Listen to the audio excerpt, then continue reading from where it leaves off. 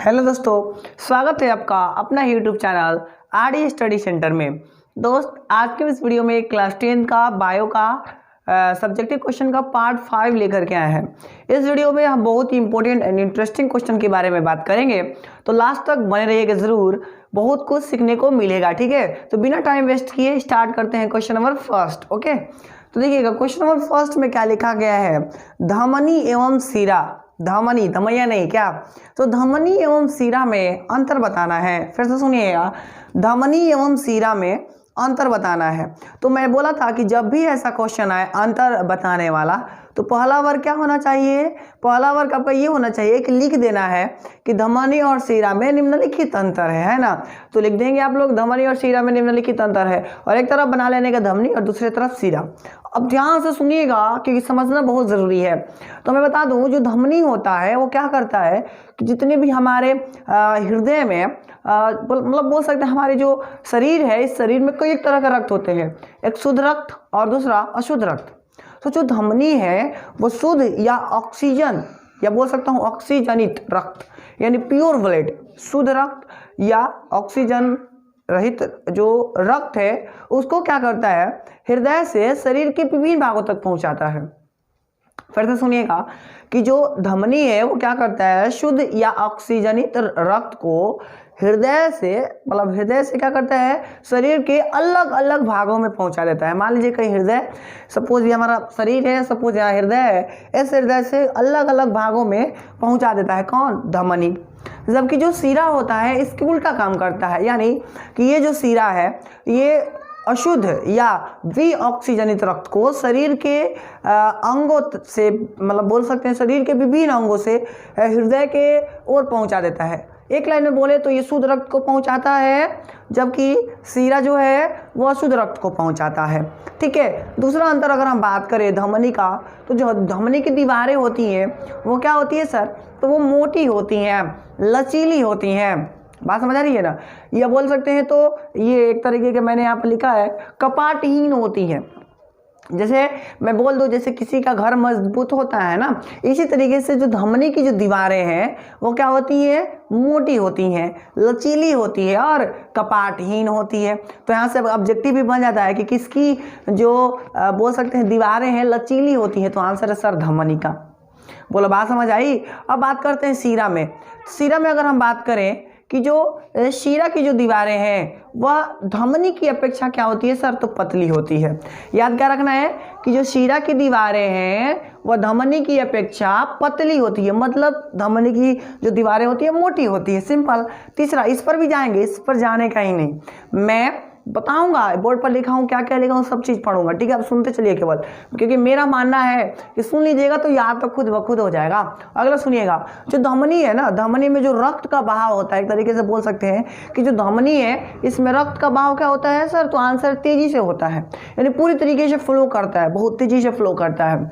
जैसे फ्लो क्यों करता होगा तो आप समझिए, क्योंकि इसकी दीवारें मोटी होती हैं। जब मोटी होती है मान करके चलिए इसका जगह ज़्यादा मिलता होगा या फिर क्लीन साफ जगह मिलता होगा, जिसके कारण ये है ना, समझ रहे हैं ना, ऐसे ऐसे गलती मार देता है। मतलब कि इसमें रक्त का जो बहाव होता है ना, उसकी जो वेग है वो तेज होती है, बोल सकता हूँ। ठीक है, जबकि शिरा में मैं बोल सकता हूँ कि जो रक्त का बहाव है इसकी तुलना में कम होता है। दैट मीन्स कि जो शिरा में रक्त का बहाव है वो धीरे धीरे होता है।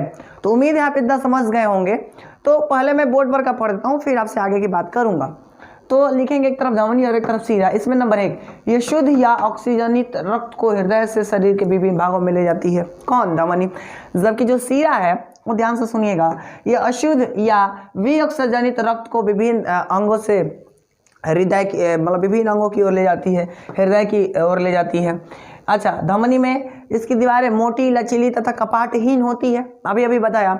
जबकि जो शिरा है, इस शिरा की जो दीवारें हैं धमनी की अपेक्षा क्या होती है सर, तो पतली होती है, सिंपल। और जो धमनी है, इस धमनी में थर्ड में डिफरेंस बोल सकता हूँ, और वो ये है कि धमनी में रक्त का बहाव तेजी से होता है, धमनी में रक्त का बहाव तेजी से होता है, जबकि शिरा में जो रक्त का बहाव है इसकी तुलना में धीरे धीरे होता है। देखिए मैंने लिखा है, तो उम्मीद है आप इतना समझ गए होंगे। अब हम बात करते हैं क्वेश्चन नंबर 2 का, जो कि बहुत ही इंटरेस्टिंग एंड इंपॉर्टेंट क्वेश्चन है। तो क्वेश्चन नंबर 2 सुनिएगा। क्वेश्चन नंबर 2 में बोला है उत्सर्जन क्या है, और मानव में दो प्रमुख अंगों का वर्णन करें, यानी मानव में दो प्रमुख उत्सर्जन अंगों का वर्णन करना, ये हमसे क्वेश्चन ने किया है। तो चलिए आइए अब हम स्टार्ट करते हैं कि ये उत्सर्जन क्या है। वैसे तो मैंने प्रीवियस वीडियो में बोल नहीं सकता, बट उसके भी प्रीवियस वीडियो में मैंने पढ़ाया है, मैंने बताया है उत्सर्जन क्या होता है, पर फिर भी उसको रिपीट कर रहा हूँ यहाँ पर। तो उत्सर्जन क्या है, मैंने बताया था कि जो चीज़ अंदर से बाहर निकल जाए उसी को क्या बोलते हैं सर, उत्सर्जन बोलते हैं। मान लीजिए कोई चीज़ हमारे अंदर है, उससे बाहर निकल गया तो हम अपने आम लैंग्वेज में बोलते हैं सर बाहर निकल गया। बट बायो के भाषा में, बायोलॉजी के भाषा में हम लोग कोई भी चीज़, मतलब हमारे शरीर से या किसी जीव जंतु के शरीर से कोई चीज़ निकल जाता है, यहाँ तक कि पेड़ पौधे से भी जो आप देखते होंगे ना गोंद वोंद निकलता है, तो उनका क्या होता है, ऐसा नहीं है कि वो कुछ निकल रहा है, बल्कि उनका उत्सर्जन, जितने भी पदार्थ है वो निकल रहे हैं, उत्सर्जित पदार्थ। जैसे हम लोग में से भी निकलता है मल मूत्र के रूप में, मैल के रूप में, बोल सकते हो एक तरीके से डायरेक्टली बोलूं टॉयलेट लैट्रिन जब हम लोग करते हैं तो उस सब जो निकलता है उस सब हमारे उत्सर्जित अंग है, मतलब सॉरी उत्सर्जित जो भी निकल रहे हैं उन सब उत्सर्जन है। यानी बोल सकता हूँ जब हम लोग नहाते हैं तो जो भी जितनी भी मैल निकलती हैं, या फिर मतलब पेयर सुगर से धोता है तो सब मैल निकलता है ना, पेयर्स हो गया, लाइफ बॉय हो गया, है ना, डॉग हो गया, एक एक से धोता है, क्या पतंजलि भी आता है, सबसे जो धोता है गोर होने के लिए, वो उसमें से क्या निकलता है, मैल निकलता है, वो सब क्या है उत्सर्जित, जितने भी बोल सकता हूँ कि छोटे छोटे जो निकल रहे हैं उत्सर्जित अंग के टाइप का है वो, मतलब उत्सर्जित पदार्थ है वो, है ना, तभी तो आदमी चिकना दिखता है, क्या समझ रहे हैं ना। तो इसी तरीके से पेड़ पौधे में भी निकलता है, जिसको कई लोग लाशा भी बोलते हैं, ठीक है, तो वही हमारा उत्सर्जन है, सिंपल है। तो ये क्या होता है, तो यह जीवों में बोल सकता हूँ शरीर से जितनी भी उपचायी क्रिया होती है, उपचायी क्रियाओं के फलस्वरूप जितने भी अपशिष्ट पदार्थ बनते हैं और शरीर से बाहर निकलते हैं, वह शरीर से बाहर निकलना ही उत्सर्जन कहलाता है। तो उम्मीद है आप उत्सर्जन समझ गए होंगे। अब हम बात करते हैं दो उत्सर्जित अंगों के बारे में जो मानव में काफ़ी ज़्यादा महत्व रखते हैं। उसमें से जो नंबर 1 आता है सर वो है वृक्क। वृक्क बहुत ही ज़्यादा मायना रखता है इसमें, तो ध्यान से समझिएगा। वृक्क की अगर हम बात करें तो पहला आता है, देखिए मैंने लिखा है, थोड़ा सा डिफरेशन पर आते हैं, और फिर देखिए मैंने चूंकि नीचे कर दिया क्योंकि उम्मीद है आपको दिखाई नहीं दे रहा होगा, इसलिए मैंने नीचे किया है, ठीक है। तो हम बात करते हैं पहले वृक्क के बारे में। तो वृक्क के नंबर 1 के बारे में बात करें, पहले उससे भी पहले उत्सर्जन का डिफिनेशन देख लेते हैं क्या। तो उत्सर्जन का डिफिनेशन है जीवों के शरीर से उपचायी क्रियाओं के फलस्वरूप उत्पन्न अपशिष्ट पदार्थों को शरीर से बाहर निष्कासन की क्रिया को उत्सर्जन कहते हैं। ये तो मैंने अभी अभी बताया। और सुनिएगा, मानव में इसके दो प्रमुख अंगों के नाम निम्नलिखित है। नंबर 1 वृक्क, जिसको कि आम भाषा में हम लोग बोलते हैं किडनी, नहीं कहते मेरा किडनी खराब हो गया, है ना, मतलब वृक्क खराब हो गया क्या। तो सुनिएगा इसका ये क्या होता है मैं पहले बताता हूँ। तो ये जो होता है वृक्क यानी कि किडनी, यह रक्त में द्रव के रूप में जितने भी अपशिष्ट पदार्थ हैं, फिर से सुनिएगा, जो वृक्क है यानी कि जो बोल सकता हूँ किडनी है, यह रक्त में द्रव के रूप में अपशिष्ट पदार्थों को मूत्र के रूप में शरीर से बाहर निकालता है। जैसे हर मानव टॉयलेट करता है उस टाइम जो ये वृक्क है वो क्या करता है, रक्त में द्रव के रूप में अपशिष्ट पदार्थों को मूत्र के रूप में शरीर से बाहर निकाल देता है। मैं दूसरा अगर आपको बताऊं तो है फेफड़ा समझ ही रहे हैं आप लोग, है ना, फेफड़ा लंग्स, यह रक्त में क्या करता है, जितने भी गैसीय, ये गैसीय लिखा हुआ है, ठीक है, तो यह रक्त में जितने भी गैसीय अपशिष्ट पदार्थ हैं, यह रक्त में जितने भी गैसीय अपशिष्ट पदार्थ हैं उसको शरीर से क्या कर देता है, बाहर निकाल देता है। तो उम्मीद है आप इतना समझ गए होंगे। हम एक काम करते हैं, मैं हट जा रहा हूँ, पहले आप लोग नीचे का स्क्रीनशॉट ले लीजिए, फिर आप ऊपर का ले लेंगे, ठीक है। मैं अच्छा से स्क्रीनशॉट लेवा दे रहा हूँ आपका, थोड़ा सा हट करके। तो उम्मीद है आप इतना स्क्रीनशॉट ले चुके होंगे। मैं थोड़ा सा इधर मूव कर रहा हूँ और फिर नीचे किया मैंने, ताकि आप इसका भी स्क्रीनशॉट ले सके। हाँ ठीक है, अब मैं ऊपर कर दे रहा हूँ ताकि आप ऊपर का स्क्रीनशॉट ले सकें, है ना। तो मैंने इतना कर दिया, आप ऊपर का भी ले चुके होंगे उम्मीद है, ठीक है। आप स्क्रीनशॉट ले लीजिए फटाफट बिना लेट किए। ओके, तो चलिए अब आगे बढ़ा जाए। क्वेश्चन नंबर 3 सुनिएगा, बहुत ही इंटरेस्टिंग एंड इंपॉर्टेंट क्वेश्चन है। इसमें बोला गया है पित्त क्या है, पित्त क्या है, और बताना ये है कि मनुष्य में जो आप सोचते हो ना, कभी खाते हो तो पच जाता है ना, वो क्यों पच जाता है, मतलब बताना है कि पित्त का जो है मनुष्य के पाचन में क्या महत्व रखता है, ये हमको बताना है। ये एक्सप्लेन करना है। तो सबसे पहले मैं बता दूं, जो पीत है वो यकृत ग्रंथि से स्रावित होने वाला द्रव है। पीत क्या है? यकृत ग्रंथि से स्रावित होने वाला क्या है? एक प्रकार का द्रव है।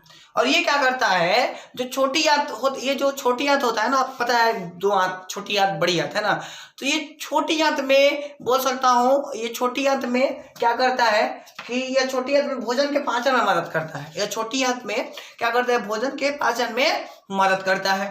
ठीक है, फिर से मैं बता देता हूँ, पीत यकृत ग्रंथि से स्रावित होने वाला एक द्रव है जो छोटी आंत में भोजन के पाचन में मदद करता है। और मैं बता दूं, मनुष्य के पाचन क्रिया में इसका कई सारे महत्व हैं। मतलब हम जानना ये चाहते हैं कि मनुष्य में जो भोजन का पाचन होता है वह पीत के कारण ज्यादातर होता है, और वो कैसे होता है, क्यों होता है, वो हम जानना चाहते हैं। तो मैं बोल सकता हूँ नंबर 1, इसका रीजन, इसके पीछे का जो रीजन है वो क्या करता है, बेसिकली जो पीत है वो आमाशय से, मैं बोल सकता हूँ कि जो पीत है आमाशय से ग्रहणी में, आमाशय से ग्रहणी में होता क्या है कि जितने भी अम्लीय कायम आते हैं, उनकी जो अम्लीयता को है ना, उसको क्या करता है, खत्म करता है। और उस अम्लीयता को खत्म करके उसको किस में बदल देता है सर? क्षारीय में बदल देता है। क्षारीय में इसलिए बदलता है ताकि जो अग्नाशयी बोल सकते हैं रस के एंजाइम उसको उस पर क्रिया कर सके। और जब अग्नाशयी रस के जो एंजाइम है अगर उस पर क्रिया करने लगा तो धीरे धीरे होता क्या है कि भोजन हमारे पेटों से पचना शुरू हो जाता है। बात समझ आ रही है क्या हो रहा है? फिर से रिपीट कर रहा हूं, सुनिएगा। पित्त जो क्या करता है, जो अमाशय में, जो बोल सकता हूं अमाशय में जो ग्रहणी है, उस ग्रहणी में जितने भी अम्लीय आते हैं, अम्लीय पदार्थ जितने भी आते हैं, उस अम्लीय पदार्थ की जो अम्लीयता है उसको क्या कर देता है, नष्ट कर देता है। और नष्ट करके उसको किससे बदलता है? क्षारीय में बदल देता है। क्षारीय में वो इसलिए बदलता है ताकि वो अग्नाशयी जो रस है, उस अग्नाशयी रस उस पर क्या कर सके, क्रिया कर सके। और जब एंजाइम बोल सकता हूँ अग्नाशयी रस के जो एंजाइम है उस पर क्रिया कर सके, और जब वो क्रिया करने लगता है, होता क्या है, भोजन का पचना छोटी आंत में प्रारंभ हो जाता है। और जब भोजन पचता है तभी तो भूख लगता है, कभी भूख लगा है जोर जोर का, है ना, समझ रहे हैं ना। अच्छा, आगे बात करते हैं इसका महत्व नंबर 2 पर। जो पीत है वो भोजन में वसा, मैं बोल सकता हूँ पीत भोजन में वसा के जो बड़े कण है, आप जानते होंगे कि हमारे अंदर बड़े बड़े कण भी जाते हैं, थोड़ी ना छोटा छोटा इतना इतना थोड़ी ना खाते हैं, ये मतलब है ना, खा जाता है। ठीक है, तो वही क्या करता है, पित्त भोजन में वसा के जितने भी बड़े कण हैं उस बड़े कण को सूक्ष्म रूप में तोड़ने में मदद करता है, और तोड़ देता है। अब चूंकि छोटे छोटे जब हो जाएगा, तोड़ देगा, तो हम भोजन में आसानी से पचा लेंगे। मान लो ढेला डाल दूं अंदर, पचेगा नहीं? बचेगा। क्यों? क्योंकि उसको पित्त तोड़ नहीं पाएगा। पर उसी चीज को अगर हम ऐसा चीज डालें अपने अंदर, ढेला तो कोई खाता नहीं, ढेला खाएगा तो पागल ही ना है, वो मंगल ग्रह का है क्या? तो जब डालेगा उसके अंदर भीतर, तो मैं बोल सकता हूँ जो छोटे छोटे जितने भी बड़े बड़े बोल सकता हूँ जितने भी बड़े बड़े कण हैं, उस बड़े बड़े कण को क्या करेगा, वो तोड़ेगा। पित्त तोड़ तोड़ कर क्या करता है, सूक्ष्म बना देता है, और सूक्ष्म बनाने के कारण हमारे अंदर जब भोजन जाता है तो आसानी से पच जाता है। तो मैं इस तरीके से बोल सकता हूँ कि जो पित्त है वो मनुष्य के पाचन क्रिया में बहुत ही ज्यादा महत्वपूर्ण भूमिका निभाता है। तो चलिए, जो बोर्ड पर लिखा है उसको हम एक बार रीड कर देते हैं ताकि आपका माइंड और क्लियर हो जाए, साफ हो जाए। क्या? तो सुनिएगा ध्यान से। पित्त क्या है, मनुष्य के पाचन में इसका क्या महत्व है? तो इसका आंसर, पित्त यकृत ग्रंथि से स्रावित होने वाला द्रव है जो छोटी आंत में भोजन के पाचन में मदद करता है। अच्छा, फिर मनुष्य के पाचन क्रिया में इसका निम्नलिखित महत्व है। महत्व नंबर 1 सुनिएगा। पित्त आमाशय से ग्रहणी में आए अम्लीय कायन की अम्लीयता को क्या कर देता है, नष्ट कर देता है, और नष्ट करके उसे क्षारीय बना देता है। और क्षारीय बना देता है ताकि अग्नाशयी रस के एंजाइम उस पर क्या कर सके, क्रिया कर सके। दूसरा ये कि जो पित्त भोजन में वसा के बड़े कण को तोड़ देता है, और तोड़ करके क्या बना देता है, पित्त का तोड़ करके उसको सूक्ष्म बनाता है। और सूक्ष्म बनाने के कारण होता क्या है, हम आसानी से हमारे जो छोटी आंत है, उस छोटी आंत में जाने के बाद जो भी कण है भोजन के, वो आसानी से पच जाते हैं। ठीक है, तो इस तरीके से मैं बोल सकता हूँ इस प्रकार वसा के पाचन में पित्त का महत्व है। बात करते हैं क्वेश्चन नंबर 4 की। 4 नंबर में क्या बोला है, डीएनए का पूरा नाम क्या है? डीएनए का पूरा नाम क्या है? तो मैं इसका उत्तर लिख सकता हूं डीएनए का पूरा नाम, अगर 2 मार्क्स में आता है तब, ऐसे 2 मार्क्स में तो आता नहीं है, पर आ जाए तो आप लोग ऐसे लिखिएगा, डीएनए का पूरा नाम निम्नलिखित है। तो बोलेंगे आप लोग डीऑक्सीरिबो न्यूक्लिक अम्ल है। फिर से डीऑक्सीरिबो न्यूक्लिक अम्ल होता है किसका नाम? तो आंसर सर डीएनए का। ठीक है, अब इसका इंग्लिश यही होता है डीऑक्सीरिबो न्यूक्लिक एसिड, बस यही बोल देना इसका इंग्लिश, केवल अम्ल की जगह पर एसिड लगा देने का तो वो हो जाता है। ठीक है, सो अगला क्वेश्चन की ओर बढ़ते हैं। क्वेश्चन नंबर 5 नंबर में बहुत ही ज्यादा इंपॉर्टेंट और कई एक बार बिहार बोर्ड ने इसको ऑब्जेक्टिव में पूछा है, सब्जेक्टिव में नहीं, पर फिर भी हम देख लेते हैं। जगह बचा था, कोई और क्वेश्चन लिखने लायक जगह नहीं बचा था, इसलिए मैंने ऑब्जेक्टिव डाल दिया। देखिए ध्यान सुनिएगा, ब्रिक की रचनात्मक एवं क्रियात्मक इकाई का क्या नाम है, बताना है। देखिए ऑब्जेक्टिव भी सीरीज अपलोड होता है, वो मेरा दूसरा दोस्त करता है, सेकंड मतलब 2 जन मिलकर काम कर रहे हैं, तो सब्जेक्टिव मैं करता हूँ, ऑब्जेक्टिव वो करते हैं। कहने का सीधा सा मतलब है दोनों जन हम लोग कंबाइन किए हैं कि आप लोग को एकदम बेहतर से भी बेहतर शिक्षा मतलब प्रोवाइड करना है ताकि आप अच्छा से अच्छा कर सके। ठीक है, तो सुनिएगा, ब्रिक की रचनात्मक एवं क्रियात्मक इकाई का क्या नाम है? तो मैं बोल सकता हूँ ब्रिक की रचनात्मक एवं क्रियात्मक इकाई का जो नाम है वह नेफ्रॉन होता है। क्या होता है? नेफ्रॉन होता है। उम्मीद है आप समझ गए होंगे। अगला क्वेश्चन की ओर बढ़ते हैं। अगला क्वेश्चन है, रक्त किस प्रकार का ऊतक है? तो मैं बता दूं, रक्त एक संयोजी ऊतक होता है। कई लोग बोलते हैं तरल संयोजी ऊतक, तो आप वो भी लिख सकते हैं, बट इतना याद रखना है रक्त एक प्रकार का संयोजी ऊतक है। ठीक है, आप पहले तो इसका स्क्रीनशॉट ले लीजिए बिना लेट किए। ओके, उम्मीद है आप स्क्रीनशॉट ले चुके होंगे। तो आज के लिए हम लोग इतना ही रखेंगे। तो अगर आपको ये वीडियो अच्छा लगा है तो उसको लाइक, कमेंट और शेयर जरूर करिएगा, और अपने पास दोस्तों के पास शेयर जरूर ही करना है, पूरे बिहार में फैला देना है इसको, ताकि सारे लोग जान पाए कि सब्जेक्टिव चल रहा है क्वेश्चन, वही क्वेश्चन जो बिहार बोर्ड में आने वाला है। तो आज के लिए हम लोग इतना ही, पुनः बोल रहा हूँ। तो मिलेंगे कल एक बार फिर से नए वीडियो में, तब तक ले जय Hind and thanks for watching.